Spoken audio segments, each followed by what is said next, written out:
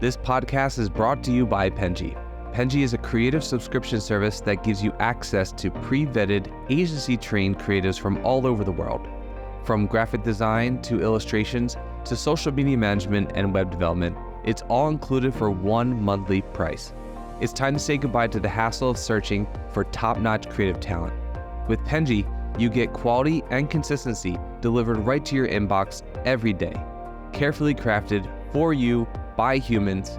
So meet your new creative team today. Head over to penji.co for more and enter the coupon code located within the podcast show notes.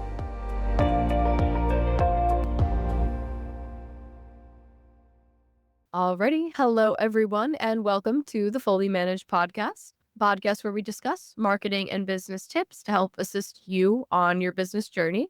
I'm your host, Shannon, Penji's partnership coordinator, and I'm joined here today with a very special guest, Rafael Romis from Weberous. Thank you so much for joining me today. Thank you for having me. Excited to be here. Appreciate it. Well, could you start by telling us a little bit about yourself, maybe introducing yourself differently than I would, and everything that you think would be relevant on your business journey up to this point? Sure. So I got into this world, the agency world, first by buying some domains where I would basically buy domains and I would try to sell them. And I soon realized that I bought a lot of really bad domains that I'd never be able to sell. Mm-hmm. I had to figure out a way to cut my losses, basically. And that's how I learned about SEO. So I started building super simple websites and then doing some search engine optimization to get them to rank on Google. And then I would put ads and I would make a little bit of money. And that's how I saved some of my losses. Through that, I got into SEO, and that's how I basically started in this industry. I was offering SEO services, and that went well until Google decided to just change how they were doing things, because I started building way too many websites. Started with domains, but it ended up being my main business, and I ended up with somewhere like 200-300 websites, and they were on all sorts of different industries and fields, and Google, I guess, didn't like that. So all of a sudden, overnight, they de-indexed pretty much everything I had. I got down to zero. That's how Weberous was born. So after doing SEO for my own websites, essentially, I had a lot of blogs about all sorts of various topics with ads. When that went away, I started offering web design and web development services to other people. And it started slow. A lot of our business originally came through white labeling. We would work with other agencies and help them out. And then eventually we managed to stand on our own 2 feet. We started working with some bigger clients. And fast forward to 12, 13 years later, it kind of came full circle, where we were predominantly a design development agency, but now we started doing a lot of SEO. It's very interesting to see how the lessons from back then have changed our strategy now, which is all about building and designing and creating content based on users rather than search engines, which is big topic to unpack, but we figured that if you do that, then it doesn't matter if Google updates their algorithms, or I think you're always going to be. That's very interesting to have that kind of evolution, especially it's funny because I have heard from someone on the podcast before starting with domain names, which I think is really interesting. Yeah. That's why I kind of laughed a little bit when I heard that, because I was like, wow, I've definitely but it's interesting because I think that that was definitely something that was worthwhile at the time, and maybe still is, but it's interesting that you created something out of that. Did you ever think of creating a business under one of these domain names, or did you kind of I thought of a lot of things, because see, the thing about it is, it's like many things in life and many industries where you see something and in theory, it looks very easy. You're like, you can buy a domain for $10 or $50 or $100, and then you resell it for $300 until you don't. And then you end up buying and buying and buying, but you're not reselling. Stops being cool. So when that happens, you're like, well, why did I buy that name in the first place? It could be a cool business.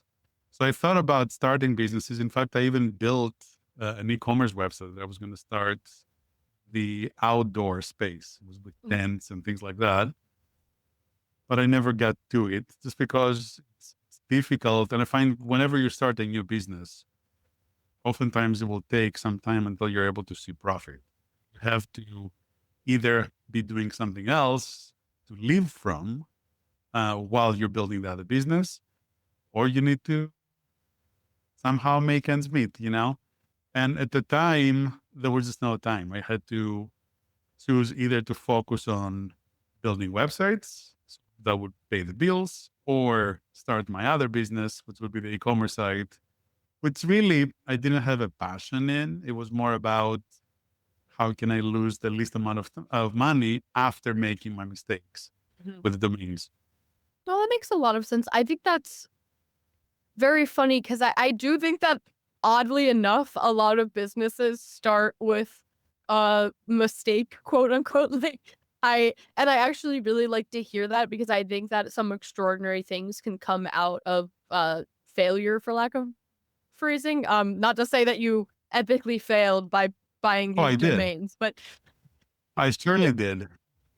And I agree with you. I think that in fact, it's something that I truly believe in, even though I don't actually do it myself. But I believe that the key to success is just trying a lot of things quickly and failing quickly. I tend to be super picky about pretty much everything I do, and so it tends to take you way too long. But sometimes failure is almost as important as success in a way, because 100%. yeah. And so if you take way too long to test your theory, you could be just wasting a ton of time. Whereas if you fail quickly, you're on to the next one, and eventually you'll succeed. I wish I followed that advice, which I truly believe is accurate, but sometimes it's hard, you know. We always want to overanalyze and perfect and just put our best foot forward, and we don't realize how much missed opportunity there is spending all the time to do that.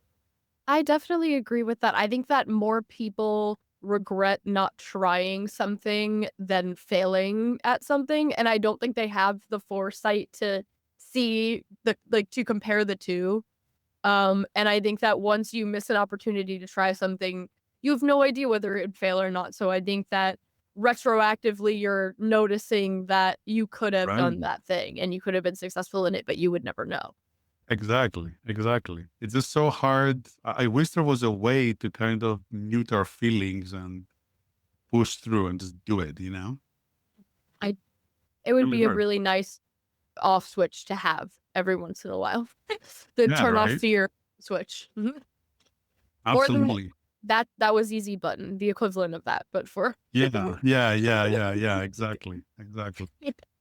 well, wait, so you were experienced in SEO when you started. Did you have to learn design in order to incorporate that, or was that was a skill that you already had that you weren't utilizing?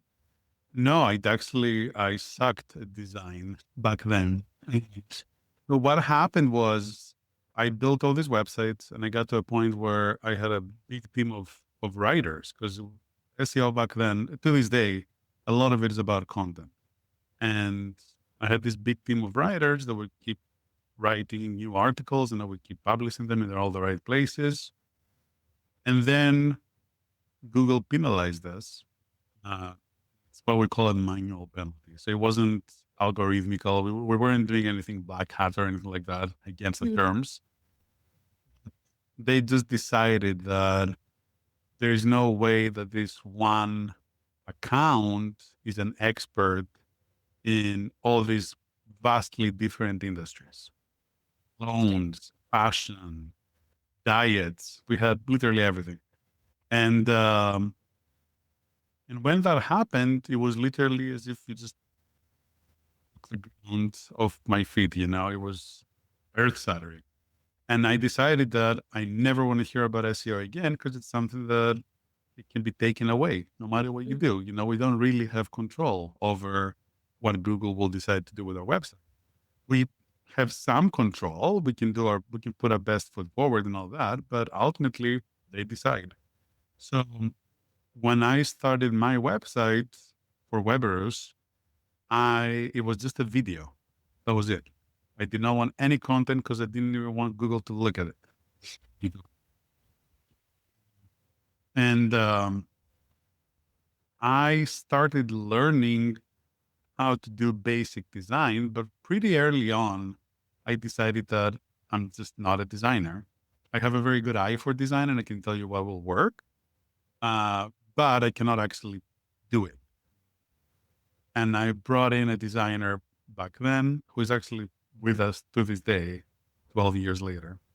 And soon after that, I also brought a developer because I also suck at development as well. It didn't take long for me to figure out that maybe I could learn how to design and I could learn how to develop, but my time would be much better spent in strategizing and directing what that site should ultimately be like rather than actually making it. That's still what I do to this day. I'm mainly on the strategy side. But I work obviously hand in hand with designers and developers just to make sure that we put these things together the way that they should be. Well, it's important to know your strengths and weaknesses for sure. I think a lot of people will try to do it all and do it all poorly because you can't do everything. There's definitely people who are very good at picking up things for sure. I am not one of those people. I am a practice makes perfect person. I'm never good at anything immediately. Mhm. But I can definitely understand delegation is very important, and I think with agency work, especially starting out, a lot of people have to wear many hats.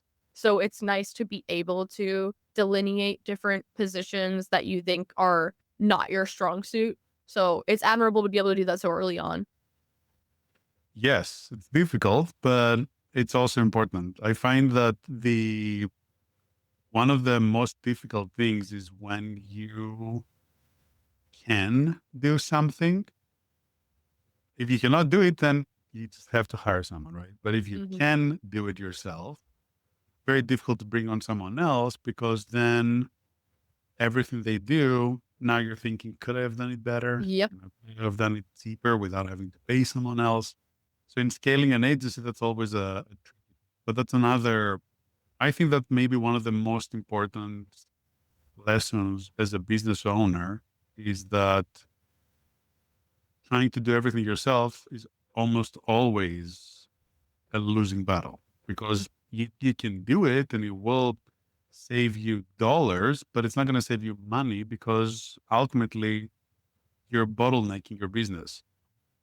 You'll never be able to do as much. And chances are you're much better at doing one thing over something else. And so if you don't focus on that one thing, having a mediocre final outcome, you know, rather than focusing on the one thing you can do better and then outsourcing the rest. So that the overall result is a better result.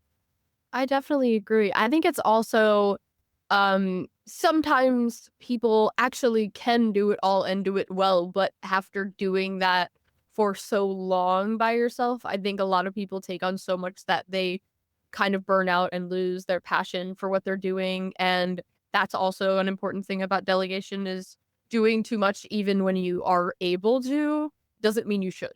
I think Yeah, definitely. Definitely. And also, I think there's a lot to be said about understanding what you enjoy doing because a lot of times we're biased. And if I like doing one thing, but I hate doing something else, immediately that something else becomes something bad. And I oftentimes find myself thinking, who can I get that would be willing to do this horrible task? And over time, I've learned that, some people just love doing different things, which is it's still hard to swallow. I feel like a lot of times we just see everything through our own eyes and we think that everybody else looks things the same way, but It is very interesting because a lot of people will view a task to be monotonous or um, boring or difficult, and then someone else might love it. And that's the best part about delegation is being able to find people for those tasks that actually enjoy it because it I think that when you enjoy something that you're doing, you do it that much better. You can be good at something and hate it. I mean, I'm good at math, but I hate math. yeah, I am. I think that you can't do something as well as someone else can that's good and also enjoys it and is passionate about it. And that also drives them to do it better. Which is so important because I think that you are the best. You can only be the best in your field or best at what you are if you're constantly striving to be better constantly because it's always changing. Um, and adapting, especially the marketing field is changing every moment. Trailer, And definitely. people constantly have to adjust for that and change and want to adapt and see the bigger picture and want to improve what they're doing constantly. And I think that if you're not passionate or you don't care about the task that you're doing, whether you're good at it or not, that's not going to push you to be Right. better. Right. Absolutely. Absolutely. And that's, I think, could be one of the most important things, right? I mean, there's the cliche of doing what you love, which I think is amazing, but also very, very difficult. I love watching movies, but I'm not watching movies. I'm making a website. Uh, But I think that there is some truth in that because when you look at anybody's job, there are aspects of that job that they enjoy more than others. And just like you said, if you enjoy what you're doing, you're much more likely to look into it and stay up to date and keep trying to do it better because you're actually enjoying it. Mm. So identifying what that is and trying to focus on that can really be a game changer in terms of your trajectory for sure. I wanted to go back to something that you said earlier because I thought it was really interesting. The SEO can be taken from you at any time. I thought that that was one I think very topical because and I was wondering if you also considered this in your like more recently, even though maybe you don't heavily involve yourself in it as much, is AI kind of taking over the whole SEO thing. Like a lot of people are debating over whether SEO jobs will be replaced by AI within the next whatever amount of time. Um, how do you feel about those kind of things, having experienced the negative effects of advancements in technology because of related to SEO specifically? I mean, it's just like you said, if you like what you do, then you stay on top of it and you move alongside all these advancements because AI was really an assist for a lot of the things that we do with SEO. But if you're stuck to the way that you used to do things 5 years ago or 10 years ago or 20 years ago, AI, of course, will take over your job, because they can do all the modern things on autopilot. Can they do them as good as an experienced SEO? No. And I think we'll get there. I actually cannot imagine a world in which AI is not going to be able to perform almost all SEO tasks as good as an SEO expert 10 years from now. It will definitely get there. But even once he gets there, somebody will need to manage it. So that could be the new SEO role will be AI SEO manager. You know what I mean? And I think that's okay. That's technology. The same could happen with websites too. In fact, I had a conversation with one of my friends, also an agency founder, And he was telling me about how he attempted to build a simple website using AI. It wasn't that bad. But that's actually very interesting. So as our company was growing, we started working with bigger clients. And I'm not talking the really, really big clients, even just more established companies.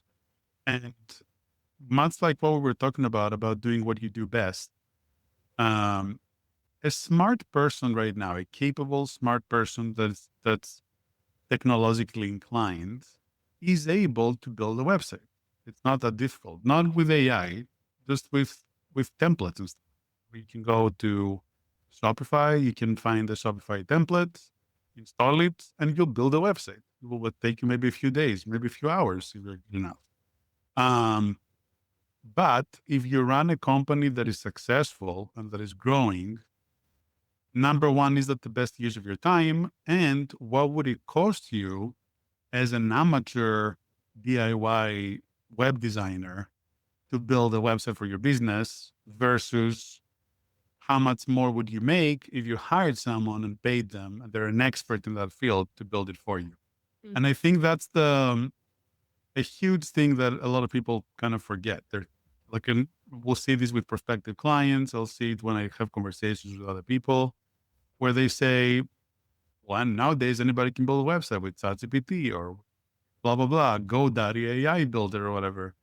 And it's true, you can do that, but how big of a difference would it make if that website made you 30% less revenue than the website that we can build for you?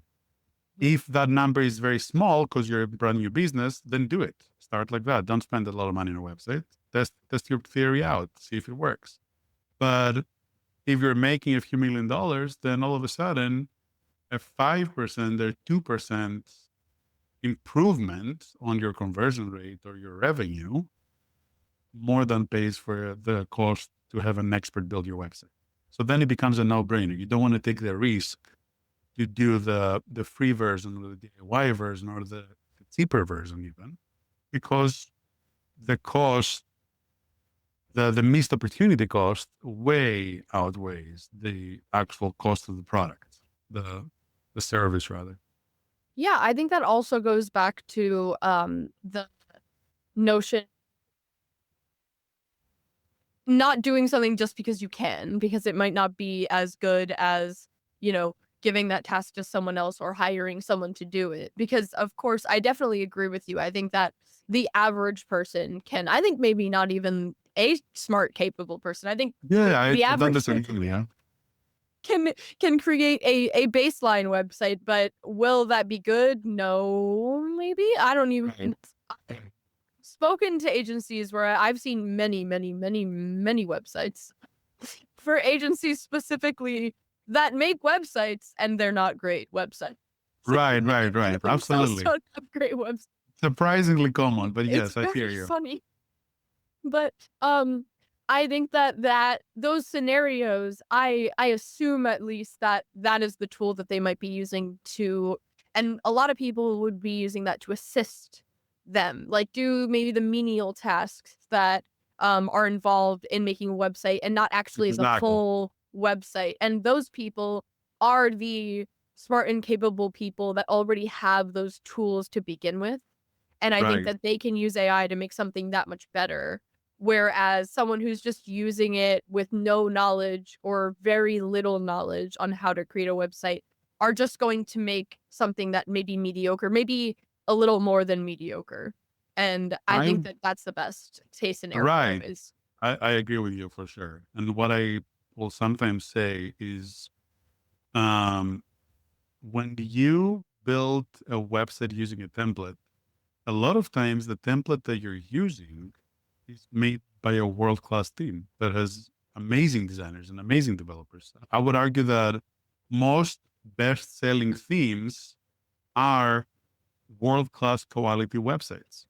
However, when you take that, you try to customize it for your business, you take the world-class product and then you put in amateur customization. And when you put the two together, you end up with a pretty, trying to find the appropriate word, not as great website, let's say. And that's the problem. The end result almost always will not be great because it's not a website that's made for you. It's a website that's made for everyone to customize and essentially to take away from what made it great as a theme. That's what happens when you customize, because you're not a designer unless you hire a designer or a developer. Um, and then the other thing about it is that I find that there are certain tasks that are very black or white. For example, the way we build websites is that we build everything custom. We work with content management systems like Shopify and WordPress, but the design and the code that we build is custom. So if we're building a website for you, we have a conversation about what you're looking for. Then we design the first mockup. You look at it, you give us feedback. We revise it as needed. You look at it again. And once you tell us that you love it, that's when we're going to code it. The beginning part where we design and we do the back and forth, there's no black or white. Everything is great. You know, I like something, you don't like it. Or maybe I like it more like this, you like it more like that. There's no right or wrong. It's personal. I think that this is the part that will be the hardest to have replaced by something automated. The part that comes after that, once you have a design and you say, this is my design, now I need to code it, that's kind of black or white. You either code it right and it works, or it doesn't and it's broken. I see a lot of that being replaced by it. And that's a good chunk of development goes towards these kind of tasks. And we can see that being replaced in the near future for the reason that there's no question marks. So there's no gray areas, you know? For the most part, you just have to code it and it needs to match the design. So that front end coding part will and make sense to automate.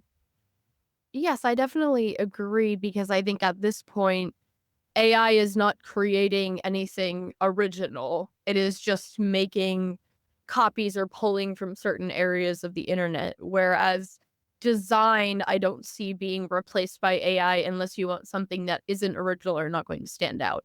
At least as of now. I feel like it will eventually be replaced. However, it will. I don't see it being replaced 100%. I feel like somebody will need to hold your hand as you're going through that process, or you're going to end up pulling your hair out. You know, I not think that it's it cannot create beautiful things. It's just that you need to give it a lot of information, and then also sometimes you need to know what you need. A lot of clients don't know what's best for them. They know what they like, but sometimes what we have to do is we need to take best practices, take what we've seen and know that works, and package it up in a way that appeals to our client. So that way they get what they like, but also what will work for them. If you just go for something that's pretty, which AI I'm sure can do already in many cases, it might not be what's good for your business, and you ultimately end up with a subpar product. Yeah, of course. You can have, as someone who is involved in marketing and also design, you have that perspective of what someone needs rather than asking something that is objective and just making something that you're asking for. It doesn't have that in mind. And I think that there's so many people that come to agencies. I've talked to many design agencies where someone comes to them with a logo idea or something else like that, and it's a horrible idea.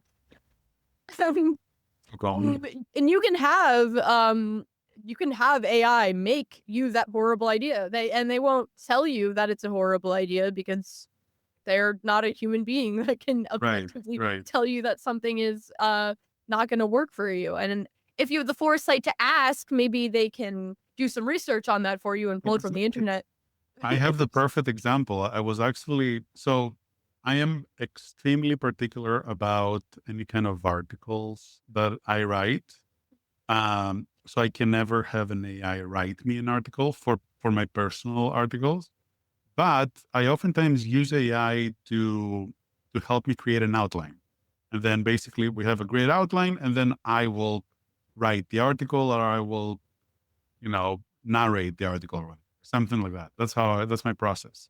Mhm. And I remember only like a couple of weeks ago, I was in ChatGPT. I was trying to draft an article, and I was asking it to do all sorts of things, and it was doing it.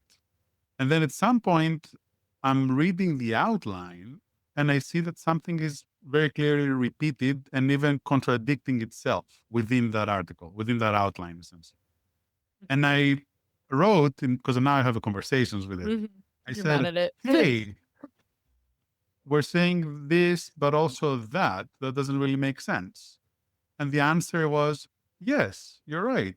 Let me fix that. I'm like, okay, but why was that there in the first place? Mm, I think it will do whatever you tell it to do. It doesn't mean that it will have a lot of bias, or that it will tell you, hey, that's kind of stupid. It will just it's incorrect do. often. I do. Sure. I think as of now, it's not perfected too, so there is so many kinks to be able to work out.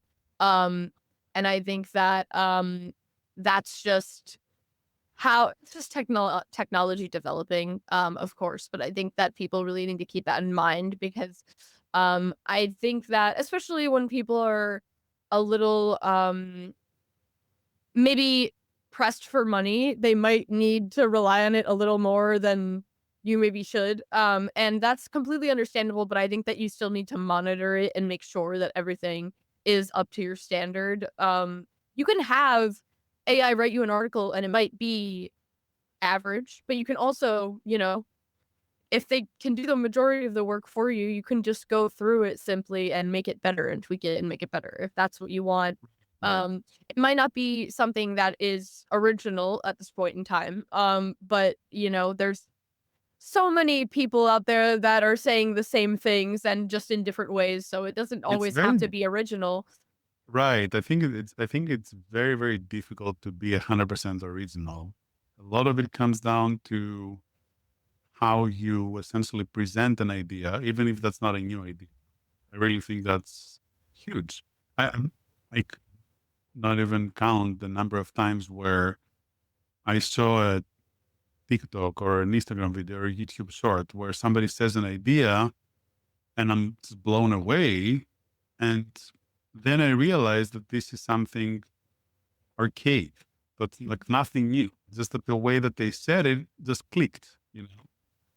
I think that's huge. Some people have a true talent in just communicating ideas, and other people don't. It's just that's another skill in itself.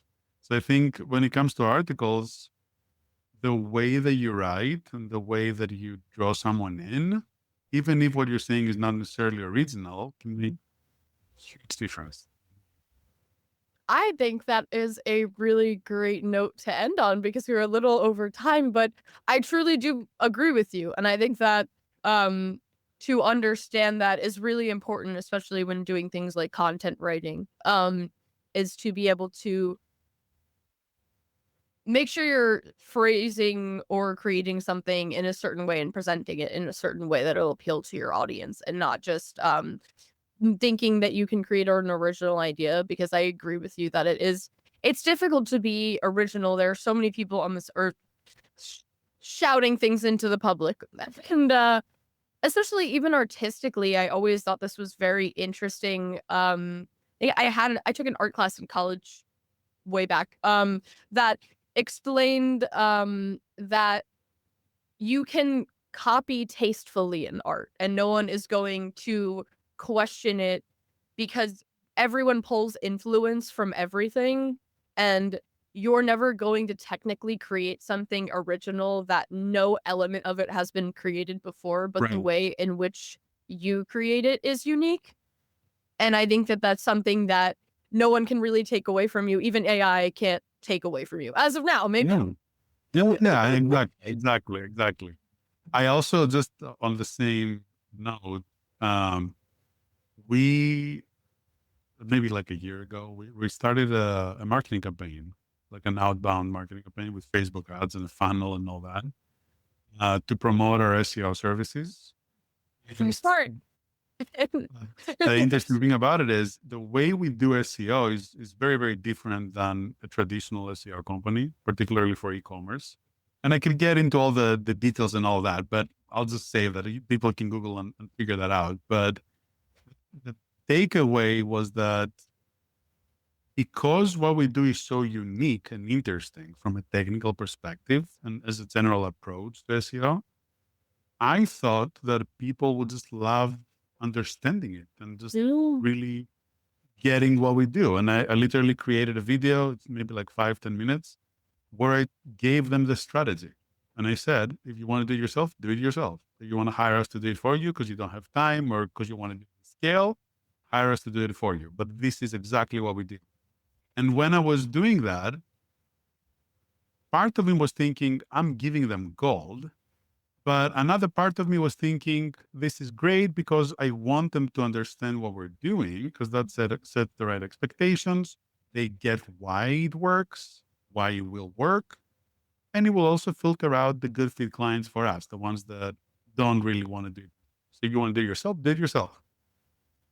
It failed miserably as a campaign because people oftentimes don't really care to learn exactly what you do. Like maybe people don't care to know how we code websites. All they want to know is that it works. They care about the results rather than the process.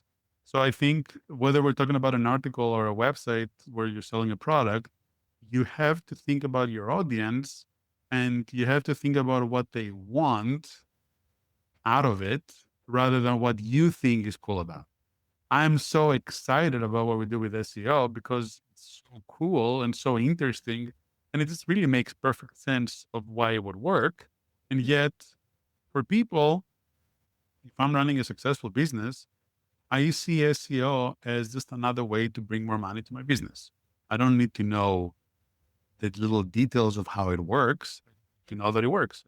Make it work, I'll hire you and just do it for me, So yeah, knowing your audience and speaking to them and to their needs is number one most important. Well, thank you so much for that advice, because I think that that's something that is very crucial that people should acknowledge when going into this kind of work or being involved in it in general.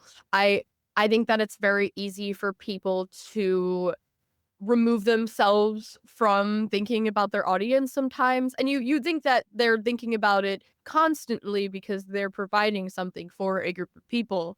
But I think that when you get so involved in your business, sometimes you lose that clarity. And I think For that's sure. something that's important for people to consistently keep in mind. So thank you. 100%. Thank you so much for joining me today and giving all of this great advice. I think that a lot of people will be able to learn from this. So I really appreciate it. That's the goal for every podcast, but I appreciate your unique perspective on everything. And again, thank you so much for joining us today. Sure. Thank you. Thank you. And thank you for everyone watching or listening. I hope that you got to learn from this podcast like I get to. And I appreciate you participating as well. Thank you so much and have a lovely day. You've been listening to Fully Managed, brought to you by Penji. Check out the show notes to learn more about today's guest, and to learn more about Penji, the human-first creative subscription service, head over to penji.co. And by the way, if you're still listening, it would mean the absolute world to us if you were to share this podcast with a friend, and of course, subscribe.